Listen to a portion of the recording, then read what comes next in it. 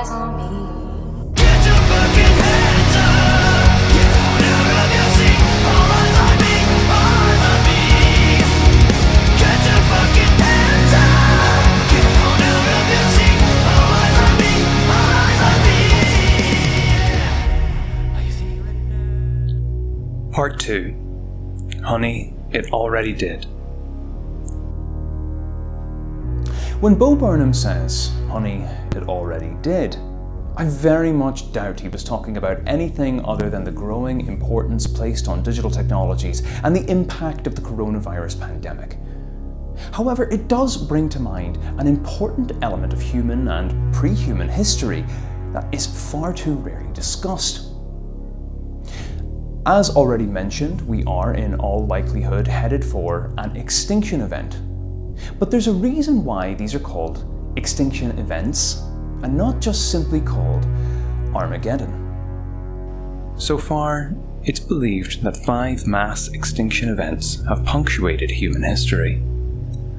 We know this because of traces left behind in rock formations and other ancient parts of the planet that act as the geological record of marine invertebrate life. The mass extinction events are characterized by specific properties that indicate the extinction of plant life at far greater concentrations than what is observed elsewhere in the geological record. The biodiversity of planet Earth has been devastated 5 times so far.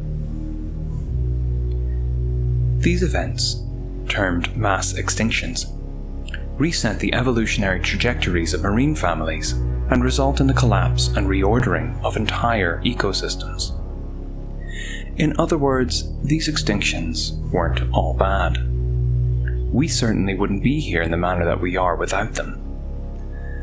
Although, due to anthropogenic climate change, we are now the progenitors of an extinction event ourselves, thinking about it another way, we're also the outcome of 5.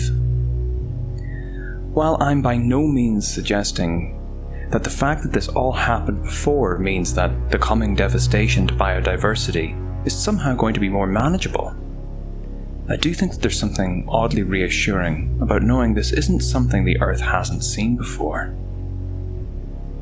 Something perhaps a little more unsettling is that while this isn't anything the Earth hasn't seen before, as James Lovelock highlights in his final book, Novacene, it is quite likely that this will be Earth's last extinction event. There simply aren't enough billions of years left for the Sun and the Earth to allow the slow evolution of life to occur once again that led to the stage of tremendous biodiversity we've enjoyed for the last 4,000 years. But then again, who really knows what's possible in those kinds of time frames? In much the same way as the Earth has experienced extinction events, humanity, as a species, has experienced a tremendous amount of what are called cultural extinctions, where a specific culture, unique to a society formed in relation to an environment, is wiped out either through environmental change, societal collapse, or an external factor. Which is a nice way of saying that they all die.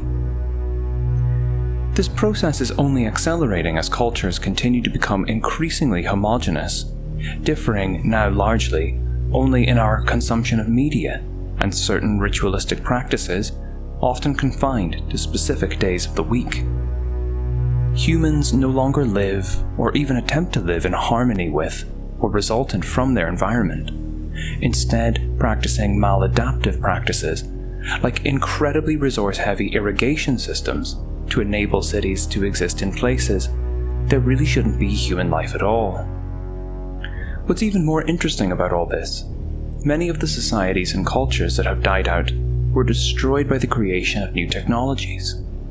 The invention of chariots, for instance, enabled greater migrations from the steppes and the Caucasus into Europe, enabling greater integration, and thus disintegration, of cultures. In practice, what all this means is, for many of the world's peoples descendant from indigenous cultures, we are living in a literal post-apocalypse. What's more, while Facebook and other social media platforms may have destroyed Western communication practices and the cultures emergent from them for the majority of European history, this technological destruction is to be expected, and its widespread nature is logical, if more than a little problematic. Going back to Burnham for a moment, what this all means is that, while the world may indeed be ending, it definitely already has, both in terms of biodiversity and human culture. This might, in some part, go a little bit towards explaining why being alive today feels a little weird, like something isn't quite right. Are you feeling nervous? Are you having fun? It's almost over. It's just begun.